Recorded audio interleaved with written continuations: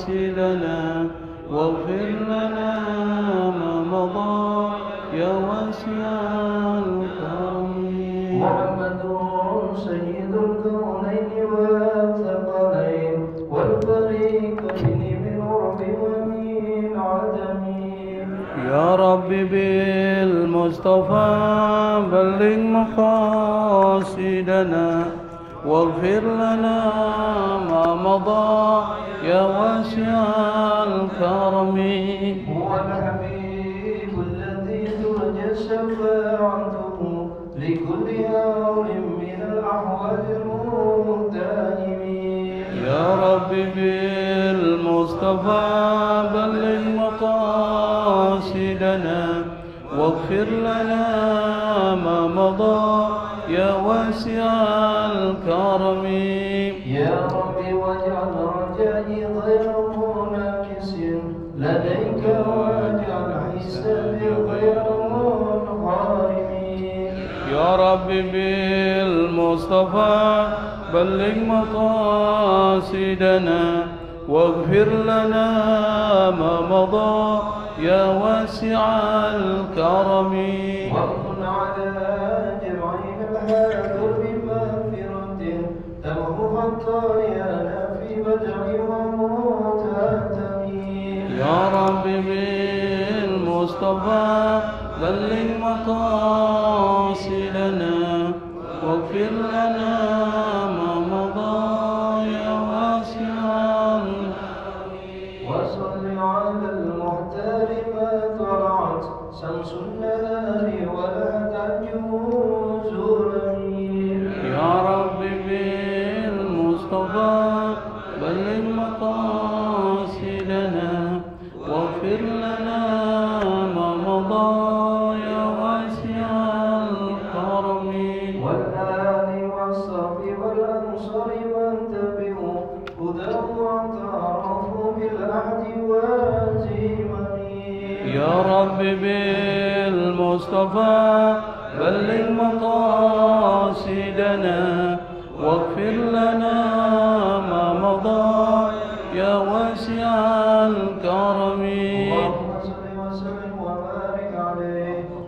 بسم الله الرحمن الرحيم. بسم الله الرحمن لا الرحيم. إله إلا الله. لا إله إلا الله. أستغفر الله. أستغفر الله. اللهم صل وسلم اللهم صل وسلم على سيدنا محمد على سيدنا محمد وعلى آل سيدنا محمد.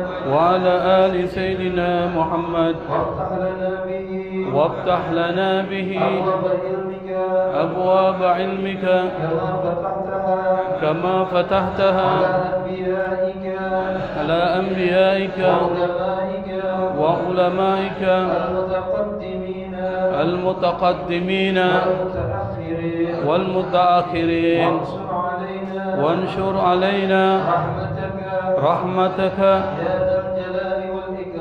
يا ذا الجلال والإكرام.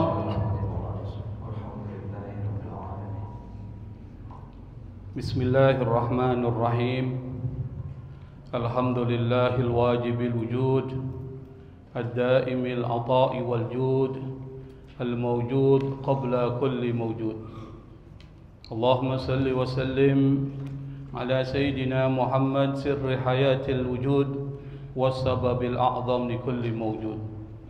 صلاة تحفظنا بها القرآن وتفهمنا بها الآيات وتحفظنا بها سوء العمل والقول والنيات وعلى آله وصحبه وسلم. سبحانك لا علم لنا إلا ما علمتنا إنك أنت العليم الحكيم ولا حول ولا قوة إلا بالله العلي العظيم. أما بعد. معاشر الhadirin jamaah Masjid Nurul Iman yang dimuliakan oleh Allah Subhanahu wa taala. Pada kesempatan minggu yang lalu kita sudah menjelaskan tentang perintah Allah Subhanahu wa taala untuk menjadikan dia sebagai tujuan dalam peribadahan kita. Untuk memperkuat perintah tersebut, Allah Subhanahu wa taala memberikan satu argumen pembuktian bahwa yang menciptakan kita dan orang-orang sebelum kita itu adalah Allah Subhanahu wa ta'ala. Yang menciptakan langit dan bumi buat kita dengan segala isinya adalah Allah Subhanahu wa ta'ala. Yang menurunkan hujan dari langit dan menumbuhkan mata air dari bumi serta menumbuhkan tumbuh-tumbuhan dan buah-buahan, itu adalah Allah Subhanahu wa ta'ala. Semua itu Allah Subhanahu wa ta'ala tidak meminta pembayaran dari kita. Yang diminta adalah kita mensyukurinya dengan beribadah kepadanya. Beribadah kepada Allah maksudnya adalah mengesahkan Allah, menaati Allah, dan mengikhlaskan seluruh keberagaman kita hanya untuk Allah dan mencari keridaan Allah Subhanahu wa ta'ala. Pada kesempatan kali ini kita akan melanjutkan kajian tafsir kita pada surat Al-Baqarah ayat 23 sampai 24, yang intinya adalah terkait dengan persoalan kebenaran Al-Quran yang diturunkan oleh Allah Subhanahu wa ta'ala. Allah Subhanahu wa ta'ala berfirman, wa in kuntum fi raibin mimma nazzalna ala abdina fa'tu bi suratin min mislihi wad'u syuhada'akum min dunillahi in kuntum sadiqin. Kata Syekh Ali As-Sabuni, beliau menafsirkan ayat ini, wa in kuntum fi raibin mimma nazzalna ala abdina, ay wa idza kuntum ayyuhan nasu fi syakkin wartiyabin min sidqi hadzal qur'ani al-mu'jizi fi bayanihi wa tashri'ihi wa nadmihi alladhi anzalnahu ala abdina wa rasulina Muhammadin sallallahu alaihi wa alihi wasallam. Kata Syekh Ali As-Sabuni, wa idza kuntum, apabila kalian, ayyuhan nasu, wahai manusia semua, fi syakkin, dalam keraguan, wartiyabin, maknanya sama. Dalam bahasa Arab kata ragu itu bisa menggunakan syak, bisa menggunakan raib atau irtiab. Keraguan terhadap apa? Min sidqi hadzal Qur'an, kebenaran dari Al-Quran ini, al-mu'jiz, yang memberikan mukjizat, mengandung mukjizat dalam apanya? Fi bayanihi, dalam penjelasan Al-Quran, wa tashri'ihi, dan pembentukan syariatnya, wa nadhamihi, dan susunan-susunannya, alladzi anzalnahu ala abdina wa rasulina Muhammad sallallahu alaihi wasallam, yang telah kami turunkan ia kepada hamba kami, utusan kami Nabi Muhammad sallallahu alaihi wasallam. Dari ayat ini kata kunci yang mungkin bisa kita ulas, yang pertama adalah wa in kuntum fi raibin. Kata raib dalam bahasa Arab itu ada dua istilah yang dipakai, atau ada beberapa istilah yang digunakan untuk menjelaskan kata ragu. Ada yang menggunakan kata raibun, ragu. Di dalam Al-Quran surat Al-Baqarah itu ayat 2, Alif Lam Mim, Dzalikal kitabu la raiba fihi, itu menggunakan raib. Yang kedua menggunakan kata syak, itu ragu. Apa perbedaan antara raibun dengan syakun? Kalau syakun itu keraguan-raguannya adalah pada posisi 50-50, kita bingung. Jadi kita bingung nih, benar apa enggak ini? 50% kita merasa benar, 50% kita merasa tidak benar. Itu namanya syak, ragu. Di dalam kaidah itu ada yang mengatakan apa? Al-yaqinu la yazulu bisyak. Keyakinan itu tidak bisa hilang karena keraguan. Saya berikan contoh. Misalnya kita sudah dalam keadaan berwudu. Keadaan berwudu itu adalah sesuatu yang pasti, namanya al-yakin, pasti. Tiba-tiba datang keraguan. Apakah kita ini sudah batal apa belum? Itu syak. Yang pertama 50% merasa tidak batal, 50% merasa ragu-ragu. Kira-kira kondisi kita apakah dianggap sudah batal atau dalam keadaan masih berwudu? Jawabannya apa, Pak? Masih berwudu. Itu kaidah al-yakin, sesuatu yang pasti yang memang sudah kita lakukan, la yazulu bisyak, tidak akan hilang karena keraguan tadi itu, syak. Nah, kata syakkun itu adalah posisi taraddud, di mana kita bimbang antara 50% yakin, 50% ragu, itu taraddud. Tapi kalau raibun, itu keraguan-raguannya ada tuduhan di situ. Ada tuduhan, yang tuduhan itu kalau dikaitkan dengan Al-Quran adalah mengatakan Al-Quran bukan kalamullah. Al-Quran bukan firman yang diturunkan oleh Allah Subhanahu wa taala, tapi min kalamil bashar. Maka orang-orang kafir itu seperti itu. Ketika Al-Quran disampaikan kepada mereka, ini bukan dari Tuhan. Ini adalah perkataan Muhammad saja. Itu kata orang-orang kafir. Yang kemudian kata Allah, wa in kuntum fi raibin, kalau seandainya kalian dalam keraguan, keraguannya model tadi itu, Pak, ada tuduhan, itu namanya raibun. Mimma nazzalna ala abdina, dari apa yang kami turunkan kepada hamba kami, yaitu Al-Quran. Yang diturunkan oleh Allah kepada Nabi Muhammad itu apa? Al-Quran. Jadi kalau diartikan, jika kalian, wahai manusia, ragu dengan Al-Quran, tuh kata Allah, maka kita bisa ambil kesimpulan pada zaman dulu dan sampai zaman sekarang itu masih ada orang-orang yang ragu dengan Al-Quran. Yang pertama, pada zaman dulu misalnya, saya berikan contoh, orang-orang kafir. Orang-orang kafir Quraisy itu meragukan Al-Quran dan menganggap serta menuduh Al-Quran sebagai karya Nabi Muhammad SAW. Pernah dengar ceritanya kan, Pak? Dalam sejarah seperti itu. Tapi kemudian semua itu dibantah dan terbantahkan oleh apa? Oleh fakta kalau memang itu karya Nabi Muhammad SAW, tapi dalam realitasnya Nabi Muhammad SAW itu ummi. Apa itu ummi? Tidak bisa membaca, tidak bisa menulis. Bagaimana orang yang tidak bisa membaca, tidak bisa menulis, bisa menghasilkan karya yang begitu indah? Mustahil. Itu terbantahkan oleh itu. Yang kedua, terbantahkan oleh fakta ucapan mereka itu ternyata mereka cuma omong doang.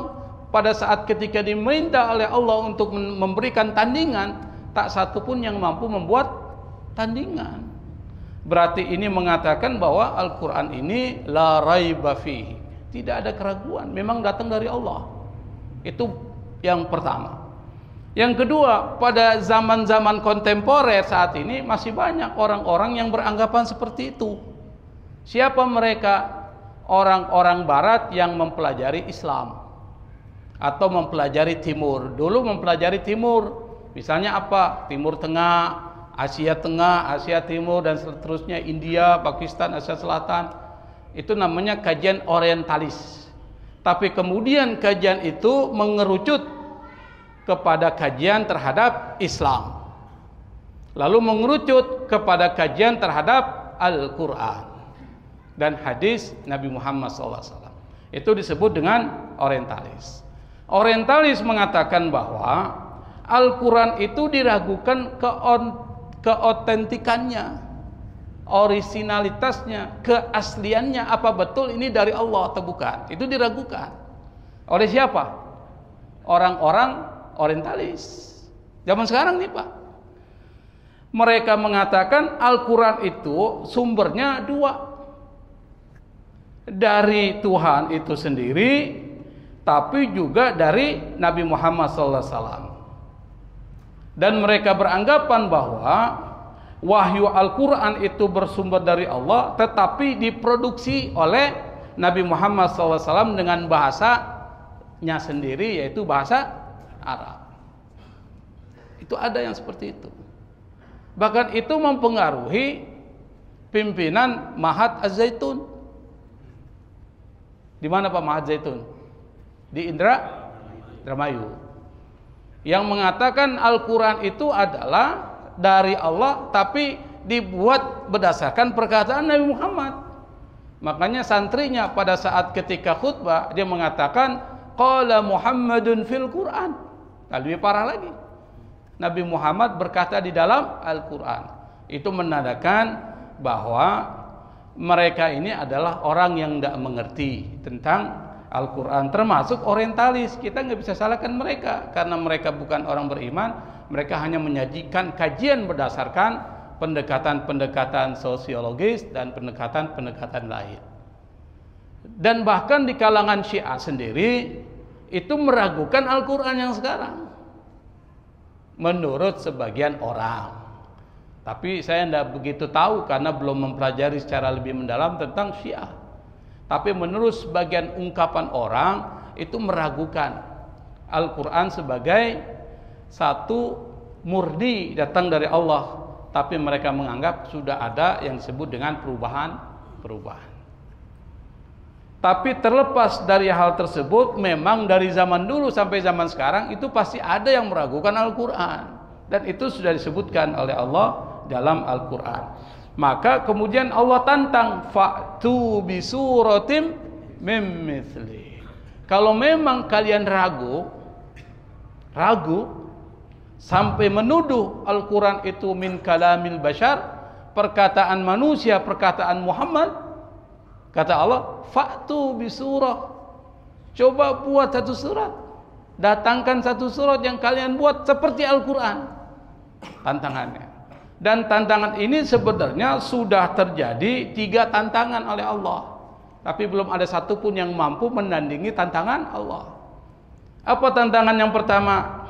Kalau kita membuka surat Al-Isra ayat 88, surat 17 di dalam Al-Quran ayat 88, itu ada satu ungkapan Allah yang mengatakan, qul la inijtama'atil insu wal jinnu ala ayyatu bimisli hadzal Qur'an la ya'tuna bimislihi walau kana ba'tuhum li ba'din zahira.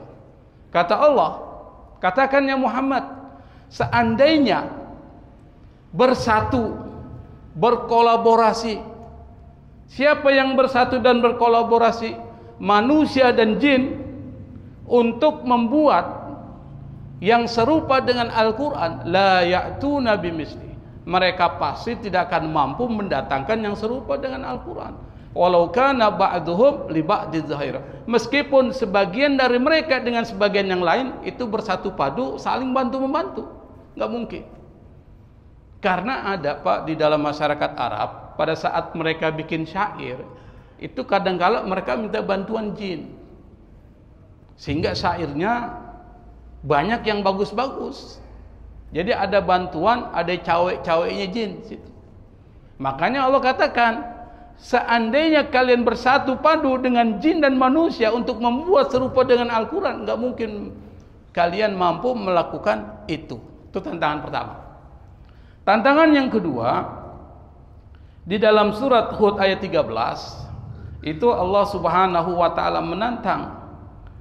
Apa tantangan Allah? Am yaquluna iftarah. Qul fa'tu bi'ashri suwarin mislihi mubtarayat. Kata Allah, mereka mengatakan bahwa Al-Quran itu adalah buatan Muhammad. Katakan ya Muhammad, kata Allah, apa? Fa'tu bi'ashri suwarin. Buat 10 surat. Jadi yang pertama, kumpulkan semua manusia dan jin untuk membuat satu Al-Quran. Berarti satu Al-Quran. Sekarang Allah turunkan tantangannya. Bukan satu Al-Quran, Tapi berapa surat? 10 surat. Bi asri suwarim mislihi mubtarayatin wad'u man istata'tum. Kau panggil semua orang yang kau sanggup untuk memanggilnya min dunillah, selain Allah, in kuntum shadiqin. Jika kalian memang benar-benar dengan ucapan kalian itu yang meragukan itu. Jadi dari satu Al-Quran turun menjadi 10 tantangannya. Ternyata mereka nggak mampu juga menandingi. Allah tantang lagi yang ketiga. Apa tantangannya? Am yaquluna iftarahu qul fa'tu bi suratin min mislihi. Fa'tu bi suratin mislihi wad'u man istata'tum min dunillahi in kuntum shadiqin. Allah turunkan fa'tu bi surah, datangkan satu surat aja. Enggak usah surat yang panjang, surat yang pendek saja. Datangkan. Dan diperkuat dengan ayat ini apa? Fa'tu bi suratin min mislihi dalam surat Al-Baqarah. Jadi 3 tantangan. Dan tantangan itu tidak satu pun ada yang mampu menandingi. Baik dari orang-orang kafir maupun orang-orang ahlul kitab, Yahudi dan Nasrani, enggak mampu. Ada yang coba-coba, Pak. Musailamah al-Kadzab coba-coba mau menandingi Al-Quran. Dibuatlah surat. Yang surat itu yang pertama namanya surat Qadok. Bahasa Arabnya Dibda. Lucu. Yang kedua dibuat surat Al-Fil. Di dalam Al-Quran ada surat Al-Fil kan? Alam tara kaifa fa'ala rabbuka bi ashabil fil. Dia buat oleh Musailamah al-Kadzab. Al-fil, mal-fil, wa ma adraka mal-fil, khurtumun tawil. Itu kalimat memang kelihatannya il, tetapi artinya lucu. Gajah. Tahukah kalian apa itu gajah? Apakah kalian tahu apa itu gajah? Gajah itu belalainya panjang. Kira-kira enak nggak tuh didengar Pak maknanya? Nggak enak. Tapi kalau bicara al-fil dalam versi Allah, apa? Alam tara kaifa fa'ala rabbuka bi ashabil fil. Itu enak dan maknanya juga enak. Artinya apa? Tidak ada satupun manusia bahkan yang sudah mencoba untuk mendandingi satu surat saja, tidak ada mampu satupun sampai detik ini. Sampai detik ini tidak ada satupun yang mampu menandingi Al-Quran. Ini menandakan bahwa Al-Quran itu adalah kalamullah, perkataan Allah. Kalau seandainya kalamul bashar atau kalamun nas, pasti akan ada yang mampu menandinginya. Tapi karena ini perkataan Allah, maka tidak satupun yang mampu menandingi Al-Quran. Wada'u syuhada'akum min dunillah. Kata Allah, ay wada'u a'wanakum wa ansarakum alladhina yusa'idunakum ala mu'aradatil Qur'an ghairillahi subhanahu. Kata Allah, kalian ditantang untuk menghadirkan satu surat dan panggil. Siapa panggil? A'wanakum, pembantu kalian. Wa ansarakum, penolong kalian. Alladzina yusa'idunakum, yang memberikan pertolongan kepada kalian ala mu'aradatil Quran, untuk menandingi Al-Quran selain Allah Subhanahu wa ta'ala. Allah tantang. Kalau memang kalian sendiri tidak mampu, panggil teman-teman kalian, panggil penolong-penolong kalian untuk bersatu padu membuat satu surat yang serupa dengan Al-Quran. Allah tantang lagi. In kuntum shadiqin, kata Allah, jika kalian memang benar-benar dengan perkataan kalian. Kemudian ditambah lagi oleh Allah Subhanahu wa ta'ala, fa illam taf'alu, ay fa illam taqdiru alal ityani bimisli suratin min suwarihi wa ajaztum fil madi anil ityani bima yusawihi wa yudanihi ma'asti'anatikum bil fusaha'i wal abaqirati wal bulaghai. Kata Allah, fa illam tafalu, ay jika kalian tidak mampu untuk mendatangkan yang serupa dengan salah satu surat dari surat Al-Quran, dan kalian memang tidak akan pernah mampu dari zaman dulu, kata Allah, Kata mufasir ini, anil ityani bima yusawihi, untuk mendatangkan satu surat yang menyerupai Al-Quran atau mendekati serupa dengan Al-Quran. Meskipun kalian meminta pertolongan orang-orang yang fasih, orang-orang yang brilian, dan orang-orang yang ahli sastra. Walan taf'alu, kata Allah, walan, kata lan. Kalau kata lan, itu maksudnya adalah apa? Kalian tidak akan pernah dapat melakukan itu. Kalau walam itu belum. Tapi kalau lan itu namanya an-nafyu lil istiqbal dalam bahasa Arab. Meniadakan selamanya. Kalian tidak akan pernah mampu untuk menghadirkan yang serupa dengan Al-Quran. Dan ini menjadi satu petanda bahwa Al-Quran itu adalah satu kitab suci yang benar-benar datang dari Allah Subhanahu wa ta'ala, kan tidak ada satupun yang mampu menandinginya, baik dari aspek keindahan bahasanya maupun dari aspek terkait dengan persoalan isi dari Al-Quran. Nah, sekarang kita akan bahas apa aspek kebahasaan dari Al-Quran dan keindahan bahasa dari Al-Quran. Itu ada satu kitab yang menulis terkait dengan persoalan itu, yang mungkin saya akan kutip sedikit saja, tidak semua karena waktu kita sangat terbatas. Yang pertama, keindahan bahasa Al-Quran itu kalau kita baca Al-Quran itu belakangnya itu enak, Pak. Misalnya saya beri contoh, dia berirama, rhyme itu artinya berirama. Misalnya, Qul huwallahu ahad, Allahus samad, lam yalid wa lam yulad wa lam yakul lahu kufuwan ahad. Enak kan dengannya, Pak? Ad. Jadi berirama. Dan ini menarik perhatian orang. Makanya kemudian mempengaruhi penulisan pantun di Melayu. Kita kalau berpantun itu kan otomatis belakangnya harus sama. Kalau tidak sama bukan pantun namanya, jadi prosa. Itu pantun. Kalau ada orang berpantun tapi tidak sama belakangnya, kira-kira kita ketawain dia tuh, Pak. Berarti nggak nyambung. Jadi ada keindahan di situ. Coba Anda perhatikan, hampir sebagian besar ayat-ayat Al-Quran, apalagi surat-surat yang pendek, itu berirama di akhirnya. Itu menarik. Yang kedua, dalam pemakaian kata itu seimbang. Saya berikan contoh misalnya, kata hidup, lawan katanya apa? Mati. Bahasa Arab disebut dengan hayy, mati, al-maut. Ternyata di dalam Al-Quran kata hidup dan kata mati itu terulang sebanyak 145 kali dan sama, seimbang. Kira-kira ada nggak yang mampu membawa seperti itu? Kalau bukan Allah Subhanahu wa ta'ala. Yang kedua, contohnya yang mengatakan bahwa keseimbangan dalam pemakaian kata yang saling bertentangan. Yang kedua, kata panas dan kata dingin. Panas bahasa Arabnya apa? Harun. Dingin? Barodon. Ya kan? Barod. Panas dan dingin. Di dalam Al-Quran itu terurang sebanyak 4 kali dan sama. Harun dan Barod. Ini menandakan bahwa ada keseimbangan penggunaan kata. Dan ini nggak mungkin bisa dibuat kecuali oleh Allah Subhanahu wa ta'ala. Yang ketiga, ada keseimbangan lainnya. Misalnya kata yaum. Yaum artinya apa? Hari. Diulang dalam Al-Quran 365 kali. Yang mengatakan bahwa 1 tahun berapa hari? 365 kali.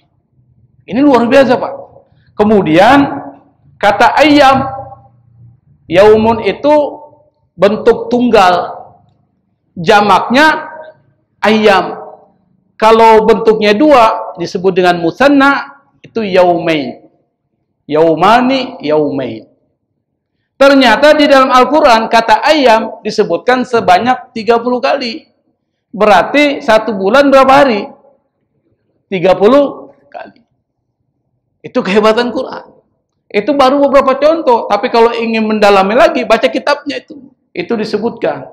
Kemudian kata bulan. Bahasa Arabnya apa sih bulan? Qamar kalau bulan itu. Tapi kalau bulan penanggalan? Apa? Syahrun. Syahrul Ramadan alladzi unzila fihi al-Qur'an. Syahrun. Itu bulan penanggalan. Tapi kalau bulan yang merupakan bagian dari ciptaan Allah di alam semesta disebut dengan qamar. Tapi bulan penanggalan disebut dengan syahrun.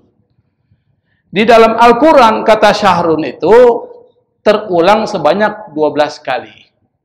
Berarti 1 tahun berapa bulan? 12 bulan. Kira-kira manusia mampu nggak buat begitu, Pak? Nggak akan pernah mampu sampai hal-hal seperti itu. Itu baru sekelumit contoh kecil dari bagaimana Al-Quran membuat keseimbangan. Itu baru dari kaitan dengan lafaznya. Apalagi dikaitkan dengan isinya. Isinya apa? Isi di dalam Al-Quran itu hudan, petunjuk. Di dalamnya juga banyak petunjuk-petunjuk sains. Kemarin pertemuan yang lalu kita sudah bahas itu, Pak. Alladzi ja'ala lakumul arda firasya was-samaa'a binaa'a. Allah jadikan langit sebagai atap. Itu sains. Maksudnya apa? Langit itu ada lapisan-lapisannya yang melapisi bumi, yang disebut dengan atmosfer. Atmosfer itu punya fungsi sebagai atap. Apa fungsi atap kalau di rumah? Melindungi orang yang ada dalam rumah dari panas dan hujan. Atmosfer itu melindungi manusia dari sinar matahari ultraviolet, yang kalau seandainya manusia itu bisa terkena secara langsung bisa membuat penyakit kanker. Dari jam 10 sampai jam 3. Itu hati-hati.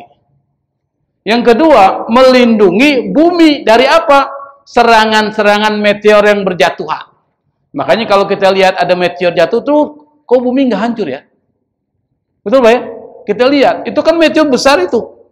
Kalau seandainya mengenai planet bumi, akan hancur tuh bumi. Tapi ternyata bumi nggak hancur. Karena apa? Karena ketika meteor itu datang menuju bumi, itu sudah dihancurkan di atmosfernya. Sehingga tidak lagi meteor itu bisa menghancurkan bumi. Itu bukti kekuasaan Allah yang disebut dengan sains. Itu baru satu. Belum masih banyak yang lain. Misalnya penciptaan manusia, penciptaan gunung. Itu gunung diciptakan Allah. Gunung, Pak. Itu supaya tidak terjadi gempa-gempa itu. Makanya kalau orang menghabiskan gunung dihabis itu, diambil semennya, diambil batu-batunya, itu bisa membuat terjadinya banyak gempa. Tidak seimbang.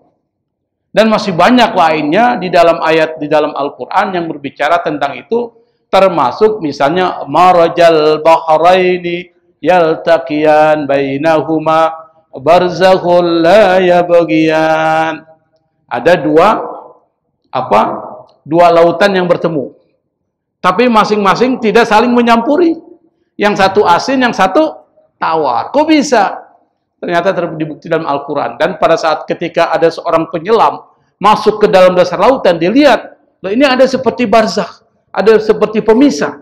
Di sini tawar, di sini asin. Lalu dia mengatakan, saya menemukan penemuan baru yang belum ditemukan oleh siapapun di dunia ini. Apa kata orang Islam? Sudah ada dalam Al-Quran tuh. Pas dibaca ternyata betul masuk Islam dia, Pak. Ternyata Al-Quran yang diturunkan 14 abad yang lalu itu sudah menjawab semuanya. Satu contoh lagi yang mengatakan Al-Quran itu adalah membuat satu prediksi yang benar-benar terjadi. Alif Lam Mim Ghulibatir Rum fi adnal ardi wa hum min ba'di ghalabihim sayaglibun. Surat apa itu? Surat Ar-Rum. Surat keberapa Ar-Rum? Ke-30. Kalau Luqman ke-31. Di dalam surat Ar-Rum itu dimulai dengan Alif Lam Mim. Ghulibatir Rum. Romawi. Yang disebut Romawi itu bukan Roma yang di Eropa, Pak ya. Tapi Romawi itu Turki. Gulibatir Rum. Negara Turki itu bukan negara. Turki, Romawi itu akan dikalahkan. Siapa yang mengalahkan? Persia. Wahum mim ba'di galabihim sayaglibun. Kata Allah, nanti kerajaan Romawi itu beberapa saat kemudian, beberapa tahun kemudian akan menghancurkan Persia, dan itu terjadi pada zaman Nabi Muhammad SAW. Artinya apa? Prediksinya benar. Berarti memang bukan dari kalamul bashar, bukan kalam Muhammad, tapi kalam Allah Subhanahu wa Ta'ala. Ini menandakan bahwa tidak ada satupun yang menolak kebenaran dari Al-Quran. Nah, kita lanjutkan. Nanti ada pertanyaan, saya persilakan. Fa in lam taf'alu wa lan taf'alu fattaqun nar allati waquduha an-nas wal hijara uiddat lil kafirin. Kata Allah, kalian tidak mampu dan tidak akan pernah mampu menghadirkan serupa dengan Al-Quran, maka kata Allah, fattaqun nar, maka takutlah kalian, wahai orang-orang musyrik, orang-orang kafir, kata Allah, dengan apa? Dengan neraka. Yang dimaksud di sini adalah azab dari neraka. Neraka itu menggunakan kata nar. Nar itu dalam bahasa Arab artinya api. Kata Nabi Muhammad SAW, narukum hadhihi juz'un wahidun min sab'ina juz'an min nari jahannam likulli juz'in minha mithlu harriya. Kata Nabi Muhammad SAW yang diriwayatkan oleh Abu Sa'id Al-Khudri, dan Abu Sa'id Al-Khudri ini adalah seorang sahabat Nabi yang merupakan sahabat nomor ke-7 yang paling banyak meriwayatkan hadis Nabi Muhammad SAW. Jadi kalau ditanya siapa sahabat Nabi yang banyak meriwayatkan hadis, ada 7. Yang pertama Abu Hurairah, itu meriwayatkan sampai lebih dari 5.000 hadis. Baru kemudian Abdullah ibnu Umar, baru Siti Aisyah, Anas bin Malik, Abdullah ibnu Abbas, baru Jabir bin Abdullah, dan yang terakhir adalah Abu Sa'id Al-Khudri. Ini hadis yang saya bacakan tadi dari Abu Sa'id Al-Khudri. Nabi mengatakan, api yang kalian ada saat ini, yang kalian gunakan untuk memasak, kalian gunakan untuk membakar, dan seterusnya, itu baru 1 dari 70 bagian api jahanam. Api yang kita pakai, Pak, itu baru 1 bagian dari 70 bagian api neraka jahanam. 70 bagian api neraka jahanam. Kira-kira 1 api yang merupakan bagian yang diturunkan oleh Allah ke bumi ini, itu udah panas banget nggak, Pak? 1 api. Panas nggak? Kalau nggak percaya, Bapak punya korek api. Kasih jempol Anda, kasih korek api sini. Kira-kira rasanya gimana? Kebakar kita. Itu baru juz'un min sab'ina juz'an min nari jahannam. Dari 70 api neraka jahanam, berarti kalau dihitung 1 ditaruh, berarti tinggal 69. Nah, kalau seandainya kita masuk neraka dibakar oleh api itu sama dengan 70, rasanya 70 kali lipat dari api yang ada di muka bumi ini. Kita baru 1 saja, Pak. Bara api aja kita injak udah jotan kita. Baru 1 bara api. Baraknya. Nah, ini 70 kali lebih panas dari itu. Anda bisa bayangkan tuh neraka jahanam seperti itu. Maka kata Allah dalam Al-Quran, kullama khabat zidnahum sa'ira. Ketika api itu mati, kami hidupkan lagi, kami tambahkan lagi bahan bakarnya. Dan kata Allah, innal ladzina kafaru bi ayatina saufa nuslihim nara. Orang-orang yang kafir dengan tanda-tanda kekuasaan kami termasuk Al-Quran, saufa nuslihim nara. Kelak kami akan masukkan mereka ke dalam neraka. Kullama nadijat juluduhum, ketika kulit-kulit mereka terkelupas, badalnahum juludan ghairaha liyatuqul adab. Allah kembalikan lagi kulit itu. Ini kulit terlepas ini kebakar. Berarti enak dong nggak ada kulitnya. Ini yang bikin sakit kan kulit, Pak. Jadi kalau dibakar yang bikin rasa sakit itu apa? Kulit. Nah, ketika kulit ini terlepas, Allah gantikan lagi dengan kulit yang baru, juludan ghairaha liyatuqul adab, untuk merasakan pedihnya adab. Anda bisa bayangkan itu. Jadi nggak bisa mengeles. Dulu kita pernah cerita bagaimana kedalaman neraka. Kita pernah cerita bagaimana makanan penduduk neraka dan minumannya seperti apa. Ini menjadi pelajaran, jangan main-main dengan persoalan neraka. Yang kata Allah, allati waquduhan nas wal hijara. Bahan bakar dari api neraka itu apa? An-nasu wal hijara.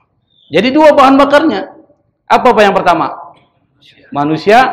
Yang kedua, batu.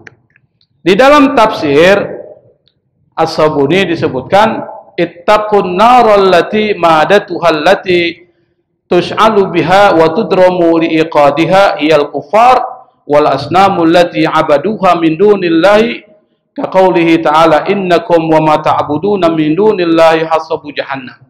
Kata Allah, takutlah kalian kepada api neraka yang bahan bakarnya itu unsur-unsurnya adalah yang digunakan untuk menyalakan api dan menghidupkannya adalah orang-orang kafir dan berhala yang mereka sembah selain Allah Subhanahu wa ta'ala. Itu penafsiran satu. Penafsiran yang kedua, yang dimaksud dengan batu di sini adalah batu belerang. Apa itu batu belerang? Batu belerang itu adalah di dalamnya terdapat 5 bentuk penyiksaan yang tidak terdapat pada batu-batu lain. Apa? Yang pertama, batu itu mudah terbakar. Batu belerang. Bapak pernah lihat batu belerang? Pernah, Pak? Mudah terbakar. Baunya busuk nggak? Busuk. Yang ketiga, banyak mengeluarkan asap. Yang berikutnya adalah kalau kena ke badan, itu nempel nggak bisa ngelepas. Itu batu belerang tuh. Yang keempat adalah daya panasnya sangat tinggi. Maka kata penafsiran lain mengatakan yang dimaksud adalah batu itu batu belerang, bukan berhala. Itu penafsiran, Pak. Perbedaan penafsiran biasa. Yang dimaksud dengan manusia adalah manusia yang telah menjadi batu. Maksudnya apa? Yang semasa hidupnya mereka tidak mau mendengarkan ayat-ayat Quran, summun, bukmun, umyun, fahum la yarji'un. Itu maksud manusia seperti itu. Siapa mereka? Orang-orang kafir dan orang-orang munafik. Orang-orang kafir dan orang-orang munafik. Orang-orang munafik fid darkil asfali minan nar.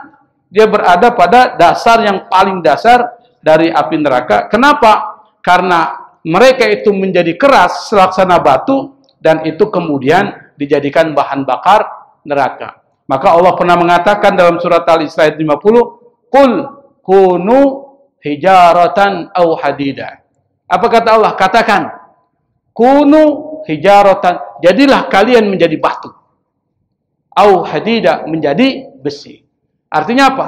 Orang-orang kafir nanti dia akan menjadi bahan bakar dari neraka.